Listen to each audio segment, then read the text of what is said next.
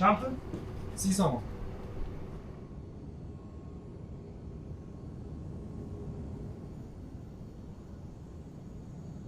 پولی معدن نداری؟ نه مایده نیست.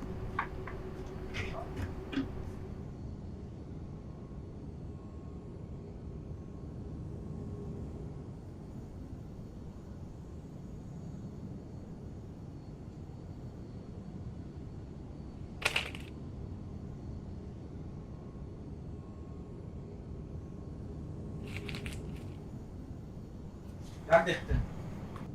تو به من چقدر پول دادی؟ 50 سومونی؟ این پول روسی. ما 50 سومونی توجیکی دادم. من با پول ملی سودا میکنم. این پول روسی از کجا آمد؟ با خدا قسم میخورم پول توجیکی دادم. بیهوده قسم نخور، با خدا نزنه. بیهوده تومان نکن. هر رفت پناهات به خدا.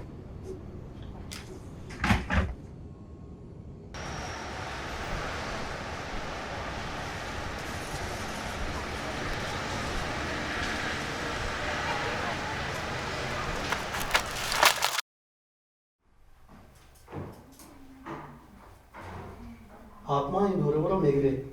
اگر نگیرید عذاب جوش ادام میکنید. دکتر این دوره ها چند پول میسته؟ تقریبا 50 سوم.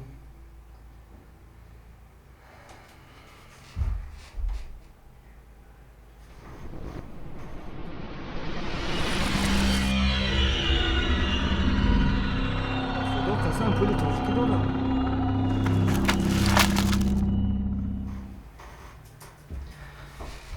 هم مایدش 50 سومون دوره پولی و لیکن توخ میباشت.